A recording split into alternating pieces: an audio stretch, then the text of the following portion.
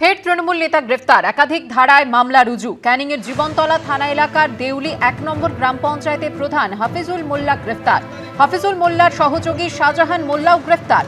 ভাঙড়ের এক বাসিন্দাকে মারধর, খুনের চেষ্টা সহ একাধিক লিখিত অভিযোগের ভিত্তিতে এই দুজনকে গ্রেফতার করেছে পুলিশ। বিধানসভা ভোটের প্রচার চলাকালীন রেজাল্টের পর স্টিম রোলার চালানোর হুঁশিয়ারি দিতে শোনা গিয়েছিল এই তৃণমূল নেতাকে। এখানে বেঈমান বিশ্বাসঘাতকতা করে ফলতে নল চালাবার চেষ্টা করছে। আমাদের ২৯ তারিখ ভোট এবং ৪ মে গণনার সন্ধ্যার পর থেকে তাদের উপরে স্টিম রোলার চলবে। আমরা খোলা আকাশের নিচে বলে যাচ্ছি, কারণ এলওআই আমাদের জিততে হবে, এলওআই বাঙালির পাশে দাঁড়াতে হবে। এই যে আমাদের ৬০ লক্ষ ভোটকে যেভাবে বন্দি করে এখনো পর্যন্ত ৩০ লক্ষ মানুষের ভোট অধিকার বন্দি করে রেখে দিয়েছে, আমাদের বাঙালির পাশে থেকে, বাংলা ভাষীদের পাশে থেকে, আমাদের ঘরের মা বোন ভাইদের কাকাদের যাদের ভোট বন্দি করেছে এই বিজেপি, আমরা ভোটের মাধ্যমে তাদেরকে বাংলা ছাড়া যতক্ষণ না করতে পারবো ততক্ষণ লড়াই আমাদের চলবে। দক্ষিণ দমদম পুরসভায় এবং একাধিক পুরসভায় যে বেআইনিভাবে চাকরি হয়েছিল, তাদের কাছে যা খবর আছে যে রথীন ঘোষ তিনি বেশ কিছু নাম পাঠিয়েছিলেন, তার রিকমেন্ডেশনে কিছু চাকরি হয়েছিল এবং সেই বিষয় নিয়ে তাকে জিজ্ঞাসাবাদ করতে চান ইডি গোয়েন্দারা। এবং সেই চাকরির পেছনে আর নেপথ্যে আর কি রয়েছে, কোনো টাকার লেনদেন হয়েছিল কিনা, আর্থিক লেনদেন হয়েছিল কিনা, তিনি আলটিমেটলি কোনো বেনিফিশিয়ারি রয়েছেন কিনা, এই সমস্ত প্রশ্ন সামনে রেখেই কিন্তু তাকে জিজ্ঞাসাবাদ করতে চান ইডির গোয়েন্দারা। ইতিমধ্যেই তুমি জানো সুজিত বসু, প্রাক্তন দমকল মন্ত্রী, তাকেও কিন্তু একই মামলায় জিজ্ঞাসাবাদের জন্য তলব করে তাকে গ্রেপ্তার করা হয়েছে।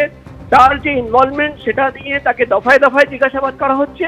এবং ঠিক সেই সময় আমরা দেখতে পাচ্ছি প্রাক্তন খাদ্যমন্ত্রী রথীন ঘোষ তিনি ইডি দপ্তরে এসে পৌঁছেছেন এবং যেহেতু অনেকদিন ধরে তাকে জিজ্ঞাসাবাদের চেষ্টা করছিলেন ইডির গোয়েন্দারা এবং তিনি বারবার হাজিরা এড়িয়ে যাচ্ছিলেন, আজকে যেহেতু তিনি ইডি দপ্তরে এসে পৌঁছেছেন তাকে কিন্তু জিজ্ঞাসাবাদের জন্য এবার তদন্তকারী অফিসাররা প্রস্তুতি নিচ্ছেন। আর কিছুক্ষণের মধ্যেই তাকে জিজ্ঞাসাবাদের প্রক্রিয়া শুরু হবে।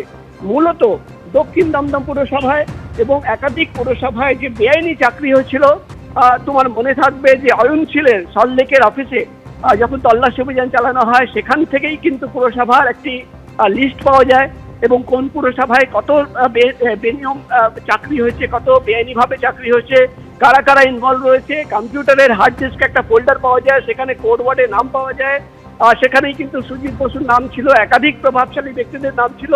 এবং সেই সূত্র ধরে যখন তদন্ত শুরু করা হয়, অয়নশীলকে যখন জিজ্ঞাসাবাদ করা হয়, অয়নশীলের কাছ থেকে সেই কোড ওয়ার্ডের নামের আসল নামগুলো পাওয়া যায় এবং সেই সূত্র ধরেই কিন্তু রথীন ঘোষ, সুজিত বসু, একাধিক প্রভাবশালী ব্যক্তিদের বাড়িতেও তল্লাশি অভিযান চালানো হয়।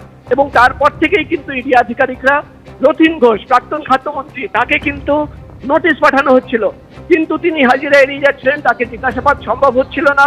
কিন্তু যেহেতু তিনি আজকে এসে পৌঁছেছেন তাকে জিজ্ঞাসাবাদ করা হবে।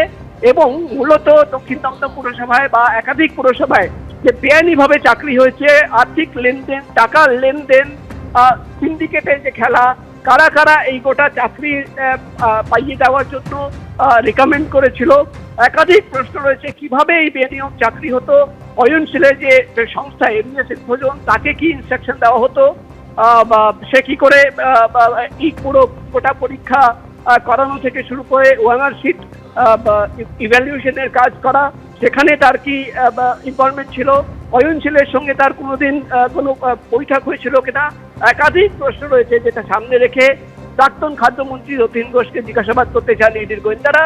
এবং যেহেতু এতদিন পর রথীন ঘোষ ইডি দপ্তরে এসে পৌঁছেছেন, তাকে কিন্তু আজকে জিজ্ঞাসাবাদ করা হবে এবং জিজ্ঞাসাবাদে আরো কি তথ্য বেরিয়ে আসে বা জিজ্ঞাসাবাদে রথীন ঘোষ কি দাবি করেন সেটাই কিন্তু এখন দেখার বিষয়। জিজ্ঞাসাবাদ প্রক্রিয়া শেষ হওয়ার পর আমরা কিন্তু ইডি সূত্র মারফত সেই সমস্ত তথ্য জানতে পারবো। প্রকাশ, তুমি আমাদের সঙ্গে থাকো। আর কিছুক্ষণ পরে জিজ্ঞাসাবাদের প্রক্রিয়া শুরু হবে রথীন ঘোষের পুরো নিয়োগ দুর্নীতি মামলায়। অবশেষে সিজিও কমপ্লেক্সে হাজিরা দিলেন প্রাক্তন খাদ্যমন্ত্রী রথীন ঘোষ।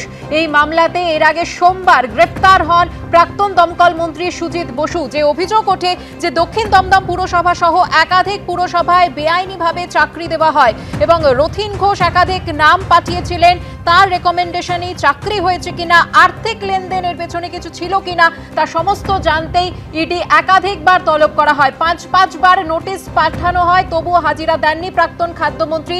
একাধিক কারণ দর্শানো হয় তার তরফ থেকে। প্রথমে তিনি জানান যে নির্বাচন সংক্রান্ত কাজের জন্য তিনি ব্যস্ত রয়েছেন, ভোট পর্ব মিটলে তিনি হাজিরা দেবেন। তারপর জানানো হয় যে বাথরুমে পড়ে গিয়ে তিনি চোট পেয়েছেন, সেই কারণে হাজিরা দিতে পারছেন না। অবশেষে সিজিও কমপ্লেক্সে হাজিরা দিলেন প্রাক্তন খাদ্যমন্ত্রী রথিন ঘোষ। এবিপি আনন্দ, এগিয়ে থাকে, এগিয়ে রাখে।